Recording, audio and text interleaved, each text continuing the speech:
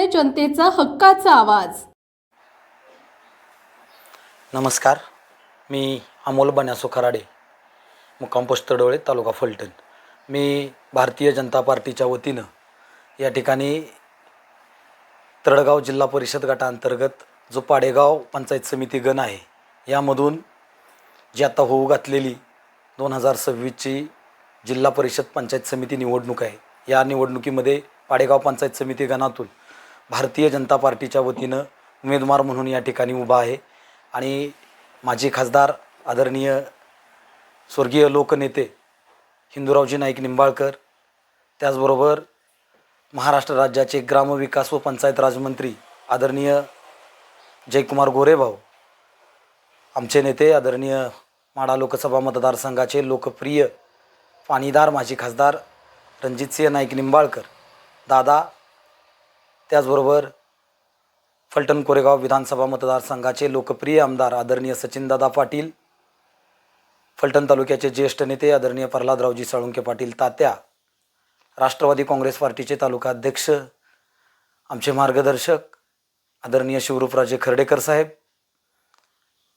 खऱ्या अर्थानं आमच्या तळगाव जिल्हा परिषद गटावर विशेष प्रेम असणारे, आमच्या सर्व युवकांचे प्रिय असणारे युवा नेते अभिभया नाईक निंबाळकर, आणि खऱ्या अर्थानं या तालुक्याच्या वाडी वस्तीवर जाऊन वेळोवेळी या तालुक्याच्या निवडणूक कालावधीमध्ये आणि त्यानंतरच्या जनसंपर्कामध्ये सक्रिय असणाऱ्या आमच्या आदरणीय ॲडव्होकेट सौ जिजामाला रणजितसिंह नाईक निंबाळकर वहिनीसाहेब यांच्या नेतृत्वाखाली मी या ठिकाणी ही निवडणूक लढवत आहे। आणि खऱ्या अर्थानं ही निवडणूक मी ज्या अनुषंगानं या ठिकाणी उभा आहे, तर मी गेले 22-23 वर्ष 2000 सालापासून सामाजिक राजकीय क्षेत्रामध्ये काम करतोय। गेली 26 वर्ष माझं या ठिकाणी कार्यकर्ता म्हणून, ग्राउंड लेवलचा कार्यकर्ता म्हणून त्या ठिकाणी मी काम करतोय। ज्यावेळी निवडणूक असेल, सामाजिक प्रश्न असेल, त्यावेळी मी तन मन देऊन माझा सक्रिय सहभाग असतो। आजही ज्या चळवळीच्या माध्यमातून मी इथपर्यंत आलो, आदरणीय सदाभाऊ खोत साहेब असतील, माजी खासदार राजू शेट्टी साहेब असतील, यांच्याबरोबर शेतकरी चळवळीमध्ये काम केलं। तदनंतर मी सदाभाऊंच्या बरोबर रयत क्रांती संघटनेचा जिल्हाध्यक्ष म्हणूनही काम पाहत आहे। शेतकऱ्यांच्या प्रश्नासाठी, मातीसाठी लढणारा मी कार्यकर्ता आहे। गेले अनेक वर्ष मी शेतकऱ्यांच्या प्रश्नासाठी मी सुरुवातीच्या कालावधीमध्ये राष्ट्रवादी काँग्रेस पार्टीमध्ये काम केलेला कार्यकर्ता आहे। 2010 साली या भागातील खुद तोड करून, स्वतः तोड करून ज्या ऊस उत्पादक शेतकऱ्यांनी माळे सोमेश्वर सहकारी साखर कारखान्याला ऊस घातला होता, आणि त्यावेळी तत्कालीन संचालक मंडळाने एक निर्णय घेतला होता, या भागातील क वर्ग ऊस उत्पादक शेतकऱ्यांना त्या ठिकाणी त्यांनी एका क वर्ग ऊस उत्पादक सभासदाला 50 टनच ऊस त्या ठिकाणी घ्यायचा, कारण 2010 साली प्रचंड ऊसाचं अतिरिक्त प्रमाण झालं होतं, आणि या तालुक्यातल्या शेतकऱ्याला स्वतःला ऊस तोड करून मिळेल त्या कारखान्याला ऊस घालावा लागत होता। आणि यात आमच्या पंचकृषीतील अनेक गावांनी त्या ठिकाणी सोमेश्वर सहकारी साखर कारखान्याशी कनेक्ट असणाऱ्या गावांनी सोमेश्वर सहकारी साखर कारखान्याला खुदतोड करून ऊस घातला होता। आणि त्यावेळेस त्यांनी एक जाचक अट लावली की 50 टनच एका शेअरला ऊस घेणार, आणि मार्च नंतर आलेल्या ऊसाला 1500 रुपये प्रति टन भाव देणार। त्याचबरोबर त्यांनी 1800 रुपये ऊसाचं बिल काढलं होतं, आणि 150 रुपये प्रति टनाप्रमाणे शेतकऱ्यांना 1950 रुपये मिळणं अपेक्षित होतं, आणि 1800 रुपयेप्रमाणे दिलते, आणि मार्च नंतर गेलेल्यांना 1500 रुपयाप्रमाणे गेलते। यासाठी आम्ही सर्व शेतकऱ्यांनी सोमेश्वर सहकारी साखर कारखान्यावर मोर्चा काढून, यशस्वी मोर्चा काढून त्या ठिकाणी आम्ही ते ऊस बिल मिळवून दिलं। मी जरी राष्ट्रवादी काँग्रेस पार्टीमध्ये काम करत होतो, तरी माझा शेतकऱ्यांशी असणारा, मी शेतकरी कुटुंबातून असल्यामुळं शेतकऱ्यांच्या व्यथा प्रश्न मला माहीत आहेत, आणि जो काय हाल त्यावेळेस शेतकऱ्यांचे झाले होते ते संपूर्ण या भागातील शेतकऱ्यांचे झाले होते। अतिशय 1,500 हजार रुपये प्रति टन शेतकऱ्याला त्यावेळेस खर्च आला होता ऊसतोड करण्यासाठी, आणि अशा परिस्थितीत कारखान्यानं जो वेगळा निर्णय घेतला होता, तो आम्ही मागं घेण्यास भाग पाडलं होतं. अशी असंख्य आंदोलनं आम्ही त्या ठिकाणी केली. मग त्यामध्ये खरं तर नीरा उजवा कालव्याचं अस्त्रीकरणसुद्धा असेल. हे अस्त्रीकरण मी म्हणणार नाही की अमोल खराडेनं केलं, कारण याच्यामध्ये मला कुठल्याही प्रकारचं राजकारण करायचं नाही. कारण हा प्रश्न आमच्या जीवाभावाचा आहे, आमच्या पोटापाण्याचा आहे, आमच्या सगळ्या शेतकऱ्यांच्या दृष्टीनं महत्त्वाचा प्रश्न आहे. मी या मुद्द्याचं कुठेही राजकारण करणार नाही. कारण हा प्रश्न ज्यावेळेस हाती घेतला त्यावेळेस हा अमोल खराडेनं घेतला नाही, तर हा प्रश्न शेतकरी म्हणून सर्व एकत्र आले आणि हा प्रश्न त्या ठिकाणी आम्ही सर्व शेतकरी बांधवांनी मिळून त्या ठिकाणी तडीस लावला. पण त्यामध्ये मी त्यातील एक घटक आहे आणि असे असंख्य प्रश्न असतील की त्या प्रश्नाच्या बरोबर मी कायम काम केलेलं आहे. मग त्यामध्ये माझ्या शेतकऱ्याला त्या ठिकाणी अडचणी आल्या, जरी सरकारमध्ये असलो तरी आम्ही रस्त्यावर उतरून आंदोलनं केलेली आहेत. सदाभाऊंच्या बरोबर आम्ही असलो तरी आंदोलन केलेले आहेत. आत्तासुद्धा तुकाराम मुंडे दुधाच्या संदर्भानं ज्यावेळेस ते आयुक्त होते, दुग्ध आयुक्त, तर आम्ही पुण्याच्या कार्यालयावर कावड मोर्चा किटल्यांचा घेऊन त्या ठिकाणी मोर्चा काढला आणि 5 रुपयाचं अनुदान जे मागच्या वेळेस सरकारनं दिलं ते आम्ही सदाभाऊंच्या नेतृत्वाखाली त्या ठिकाणी मोर्चा काढला. असे असंख्य आंदोलने असतील. ज्या ज्यावेळी शेतकऱ्यांचा प्रश्न निर्माण झाला, ज्या ज्यावेळी शेतकऱ्यांच्यावर संकट आलं त्यावेळेस आम्ही रस्त्यावर आलो. इथून पुढेही जरी सरकारमध्ये असो, जरी पंचायत समिती सदस्य म्हणून मी गेलो, भारतीय जनता पार्टीचा सदस्य म्हणून त्या ठिकाणी गेलो, तर ज्या ज्यावेळी शेतकऱ्यांचा प्रश्न तयार होईल त्यावेळेस आम्ही भारतीय जनता पार्टीला, आमच्या नेतृत्वाला त्या ठिकाणी आम्ही जागं करण्याचं काम निश्चित करू आणि त्यामध्ये तात्काळ निर्णय, तात्काळ बदल करण्यासाठी ज्या ज्या गोष्टी कराव्या लागतील त्या करण्याचं मी या ठिकाणी निश्चितप्रमाणे ज्या पद्धतीनं मी शेतकरी चळवळीत काम केले त्याच पद्धतीनं इथून पुढच्या कालावधीतही मी काम करत राहणार आहे. आज जी मी पंचायत समितीची निवडणूक लढवतोय, खरं तर ही पंचायत समिती तळगाव जिल्हा परिषद गटाअंतर्गत असणारा पाडेगाव पंचायत समिती गण आहे. या गटामध्ये गेले अनेक वर्ष ज्यांचं नेतृत्व या ठिकाणी तालुक्यामध्ये, जिल्ह्यामध्ये, राज्यामध्ये ज्यांच्या नेतृत्वाखाली संपूर्ण सत्ता चालत होती, अशा तळगाव जिल्हा परिषद गटामध्ये 2017ची जी जिल्हा परिषदची निवडणूक झाली त्याही वेळेस मी निवडणुकीला सामोरं गेलो होतो. त्याही वेळेस मी आव्हान केलं होतं तळगावच्या सभेमध्ये. खऱ्या अर्थानं तळगाव जिल्हा परिषद गट हा त्यातील तळगाव पंचायत समितीचा संपूर्ण गण हा नीरा देवघरच्या लाभ क्षेत्रातला आहे आणि त्याचबरोबर पाडेगाव पंचायत समिती गणामधील पाडेगावचा 225 हेक्टर क्षेत्र हे त्या ठिकाणी नीरा देवघरच्या लाभ क्षेत्रात आहे. त्याचबरोबर परहर संपूर्ण नीरा देवघरच्या लाभ क्षेत्रात आहे. कुसूरचा जवळपास 35 हेक्टर क्षेत्र, माळेवाडी, शिंदेमाळ, माळेवाडीचं 45 हेक्टर क्षेत्र, शिंदेमाळचं 79 हेक्टर क्षेत्र, डोंबाळेवाडीचं 67 हेक्टर क्षेत्र, त्याचबरोबर रावडी खुर्द, रावडी बुद्रुकचं 30 ते 35 हेक्टर क्षेत्र आणि तडवळेचं 62 हेक्टर आणि संपूर्ण खराडेवाडी हे पाडेगाव पंचायत समिती गणातील जी गावे मी आत्ता बोललो ती गावे, सगळी गावे ही नीरा देवघरच्या लाभ क्षेत्रात आहेत आणि या गावांना त्यांचं हक्काचं पाणी मिळालं पाहिजे. म्हणून खऱ्या अर्थानं यासाठी कुणी संघर्ष केला असेल तर स्वर्गीय माजी खासदार लोकनेते हिंदूरावजी नाईक निंबाळकर यांनी यासाठी खूप मोठा संघर्ष केलेला आहे. आणि मला आजही आठवतोय की 2017 साली आदरणीय नेत्यांनी 10 जुलै 2017ला गजानन चौकामध्ये पाणी परिषद घेतली होती आणि ही पाणी परिषद त्या ठिकाणी खऱ्या अर्थानं या तालुक्यातील त्याच्या शेतकऱ्याला हक्काचं पाणी मिळवून देण्यासाठीची पाणी परिषद होती. या पाणी परिषदेच्या पार्श्वभूमीवर आदरणीय नेत्यांनी मला फोन केला होता. मी नेत्यांचा कधीही कार्यकर्ता नव्हतो, पण नेत्यांनी मला त्यावेळेस फोन केला होता की वकील साहेब, ॲडव्होकेट नरसिंह निकम वकील साहेब आणि आम्हाला दोघांना बोलवून तुम्ही दोघांनी या ठिकाणी या प्रश्नासाठी गावोगावी जायचंय, लोकांना एकत्र करायचंय. नेते खूप आजारी होते त्या काळात आणि तरीसुद्धा ते रोज सकाळच्या 2 सभेला आणि संध्याकाळच्या 2 सभेला त्या ठिकाणी उपस्थित राहत होते. अशा परिस्थितीमध्ये त्यांनी आमच्यासारख्या कार्यकर्त्यांना, संघर्ष करणाऱ्या कार्यकर्त्यांना ओळखून आमच्यावर जबाबदारी दिली होती आणि 10 जुलै 2017ला गजानन चौकामध्ये पाणी परिषद झाली होती. त्यानंतरनं ज्यावेळी आदरणीय नेते असतील, माजी खासदार हिंदूरावजी नाईक निंबाळकर साहेब, आदरणीय दादा, ज्यावेळेस या कुटुंबाला सत्ता मिळाली त्यावेळेस या कुटुंबानं नीरा देवघरच्या प्रश्नासाठी जीवाचं रान केलेलं या तालुक्यानं बघितलंय, माझ्यासारख्या कार्यकर्त्यानं बघितलंय. नेत्यांना सत्ता मिळाली, कृष्णा खोरे महामंडळाचे उपाध्यक्ष झाले, 18 महिन्याची अल्पावधीत त्या ठिकाणी खासदारकी मिळाली. त्यावेळेस मला फार काय कळत नव्हतं, पण मी ज्यावेळेस आता त्यांचं त्या कालावधीमध्ये अभ्यासतो त्यावेळेस त्यांचा पाणी प्रश्न मी त्या ठिकाणी बघितलेला आहे. खासदार रणजितदादांचा ज्यावेळेस सत्ता मिळाली त्यावेळेस या कुटुंबानं नीरा देवघरसाठी संघर्ष केला आणि नीरा देवघर धरणाचं कामं पूर्ण झालेलं, त्याचं कालवे पूर्ण झाले पाहिजेत, त्या धरणाचं काम पूर्ण झालं पाहिजे, ही भूमिका त्यांनी घेतलेली आहे, त्यांच्या कुटुंबानं घेतलेली आहे. आणि आज त्याचं फलित माजी खासदार रणजितदादा नाईक निंबाळकर यांना आलेलं आहे. संपूर्ण तालुक्यामध्ये या पाणी प्रश्नाच्या माध्यमातून संपूर्ण तालुका बारमाही ओलिताखाली येणार आहे.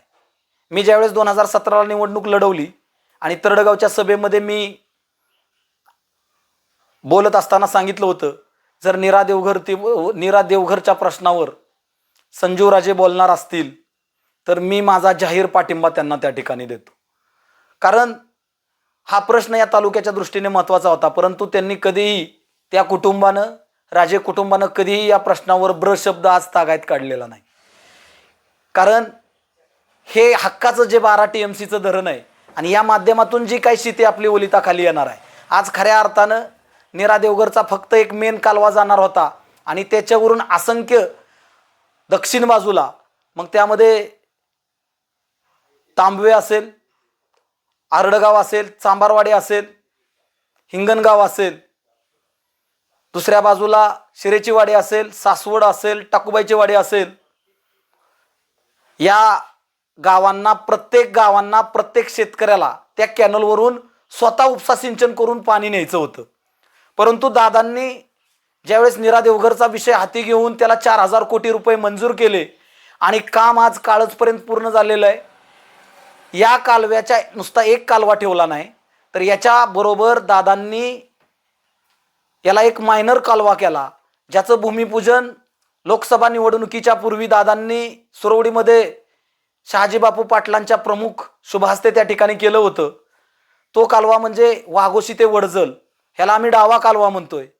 ह्या कालव्याच्या माध्यमातूनही नीरा देवघरच्या माध्यमातून जो नीरा उजवा कालव्याच्या दक्षिण बाजूचा भाग आहे लगतचा, तो या ठिकाणी ओलिताखाली येणार आहे. त्याचं संपूर्ण क्षेत्र या ठिकाणी ओलिताखाली येणार आहे. आज दुसऱ्या बाजूला वाघोशी उपसा सिंचन योजनेला मंजुरी देऊन ज्या गावांना उचलून पाणी न्यायचं होतं, ज्या शेतकऱ्यांना उचलून पाणी न्यायचं होतं, तर एकाच ठिकाणावरून वाघोशीवरून उपसा सिंचन योजना करून त्या शेतकऱ्यांना ग्रॅव्हिटीद्वारे पाणी देण्याचं काम दादांनी त्या योजनेच्या माध्यमातून केलेलं आहे. तीही 18 गावं त्या ठिकाणी ओलिताखाली येणार आहेत. दुसऱ्या बाजूला नीरा देवघरच्या माध्यमातून दोहम बलकवडी कालवा जोड कालव्याचं काम पूर्ण केलं. जो 4 माय कॅनल होता तो आता 8 माय 10 माय त्या ठिकाणी होणार आहे. त्या माध्यमातून 1 ते 1.25 TMC पाणी फक्त शेतकऱ्याला येत होतं. खऱ्या अर्थानं ज्यावेळेस दोहम बलकवडीच्या कालव्याला पाणी सुटायचं त्यावेळेस कालवा फोडला जायचा, कारण शेवटच्या गावाला पाणी पोचेपर्यंत वरचे गावांना पाणी कमी पडायचं, कारण 1 TMC पाणी हे त्या संपूर्ण परिसराला पुरेसं नव्हतं. आणि त्यासाठी दादांनी 0.92 TMC पाणी हे जोड कालव्याच्या माध्यमातून दोहम बलकवडी कालव्यामध्ये टाकलं. ह्या सगळ्या माध्यमातून मी खात्रीपूर्वक सांगतो, कारण शासन आपल्या दारी या उपक्रमांतर्गत सर्व नीरा देवघरचे अधिकारी त्या ठिकाणी होते आणि ह्या कालव्याच्या माध्यमातून, ह्या नीरा देवघरच्या कालव्याच्या माध्यमातून शेतकऱ्याच्या बांधापर्यंत कसं पाणी जाणार हे त्यांनी प्रत्येक शेतकऱ्याला त्याच्या शंकेचं निरासन शासन आपल्या दारी या उपक्रमामध्ये केलेलं आहे. आणि ज्या ज्या शेतकऱ्यांच्या शंका होत्या त्या ठिकाणी त्यांना त्या ठिकाणी मांडलेल्या आहेत. ज्यावेळेस ओढ्यावरती या कॅनलच्या माध्यमातून, या बंदिस्त पाईपलाईनच्या माध्यमातून वॉल निघणार आहेत, त्या ठिकाणी ओढ्यावरती सुद्धा पाणी सोडलं जाणार आहे.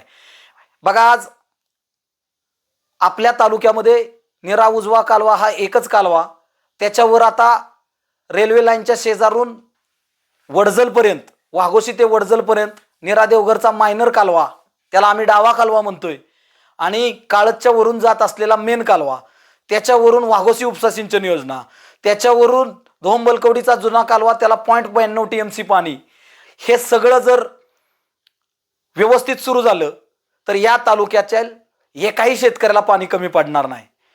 मी अतिशय अभ्यासपूर्ण सांगतोय, हे सगळं पाणी आल्यानंतर या तालुक्यातला प्रत्येक ओढा हा बारमाही वाहता राहणार आहे.